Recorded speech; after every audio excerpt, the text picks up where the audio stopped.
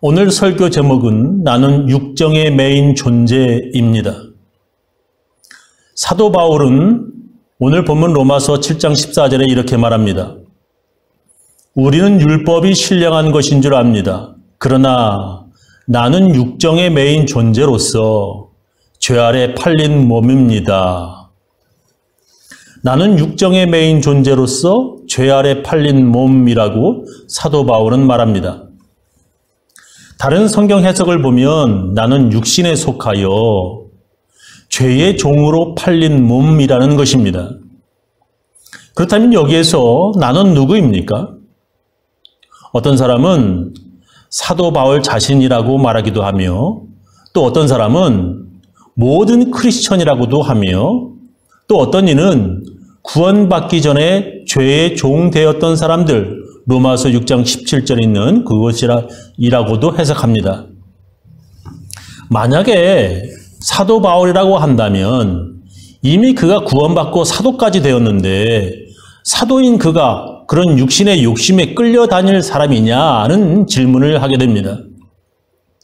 그 다음 절을 보면 이게 만약에 사도 바울 자신이라면 이게 너무나 약하고 한심한 사도가 되는 것입니다.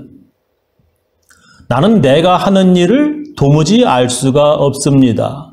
내가 해야겠다고 생각하는 일은 하지 않고 도리어 해서는 안 되겠다고 생각하는 일을 하고 있으니 말입니다. 라고 썼습니다.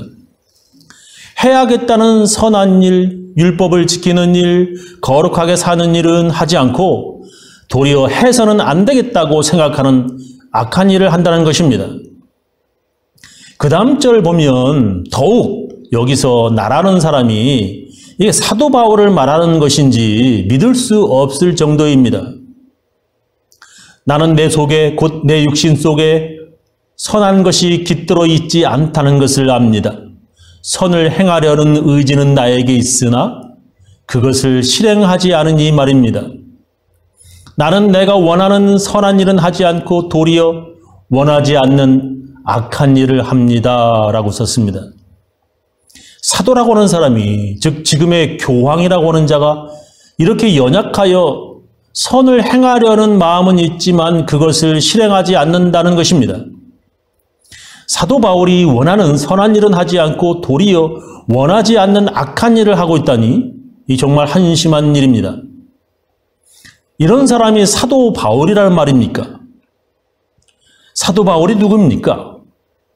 목숨을 걸고 대서양을 폭풍을 뚫고 위험하게 배를 타고 전도여행을 다니며 붙잡혀서 매를 맞고 감옥에 갇히며 돌에 맞아 죽을 뻔한 사람 아닙니까? 복음을 전하기 위해 죽음을 각오하고 전도하던 사도 바울이 어떻게 이럴 수가 있습니까?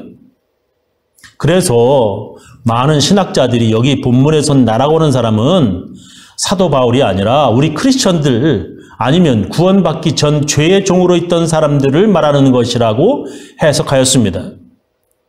저는 여기 본문에서의 나는 사도 바울을 포함하여 우리 모두 그리고 구원받기 전이나 구원받은 후의 사람들 모두를 말하고 있다 저는 해석하고 싶습니다.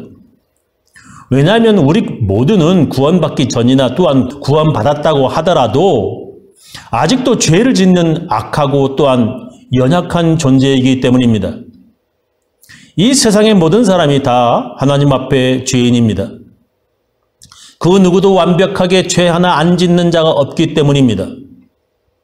그리고 예수 믿고 세례받아 구원받았다고 확신하는 자라도 그 후에 또 그리고 다시 죄를 짓는다고 저는 생각합니다. 아무리 성령에 충만하여 방언을 하고 예언을 하고 병 고치는 은사를 받았다 할지라도 그 후로 죽을 때까지 단 한 번 죄 하나 안 짓는다고 자신할 수 있는 사람은 이 세상에 단 한 명도 없다고 저는 생각합니다.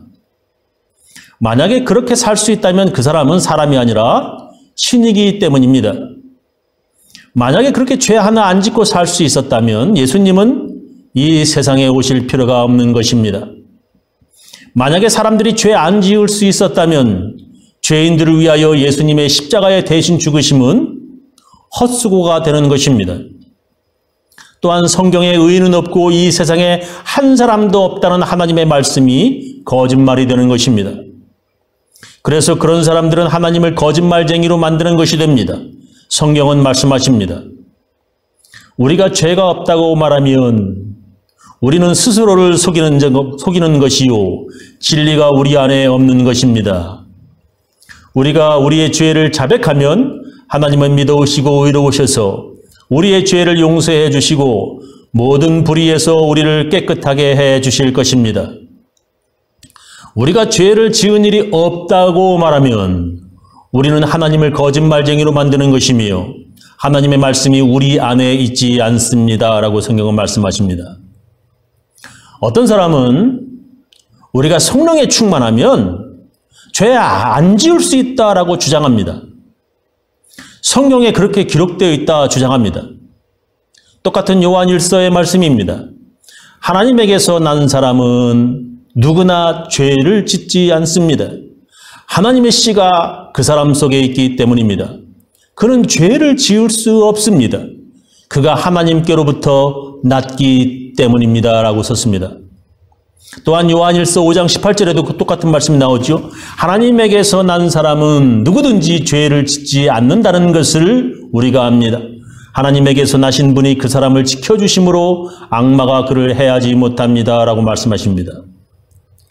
성경은 해석을 참 잘해야 합니다. 요한 1서에 기록된 하나님에게서 난 사람이 누구입니까? 그 사람들은 사랑하라는 예수님의 계명을 지키는 사람들입니다. 그래서 요한 1서 4장 7절에 사랑하는 여러분 서로 사랑하십시다. 사랑은 하나님께로부터 오는 것입니다. 사랑하는 사람은 다 하나님에게서 났고 하나님을 압니다. 라고 썼습니다. 하나님에게서 난 사람들은 하나님을 사랑하고 주 안에서 형제자매 서로 사랑하는 사람들입니다. 사랑은 모든 율법의 시작이며 끝입니다. 그렇게 사랑하고자 하는 사람들은 남을 미워하는 죄를 짓지 않는다는 것입니다. 서로 사랑하는 순간 미워하는 마음이 사라진다. 미워하는 죄를 짓지 않는다라고 하는 말씀인 것입니다. 그러나 우리가 분명히 알아야 할 것은 성령에 충만해서 서로 사랑하는 사람이라고 해도 그 후로 죽을 때까지 한 번도 다른 사람 미워하지 않고 죄 하나 안 짓고 완벽하게 살아갈 수 없습니다.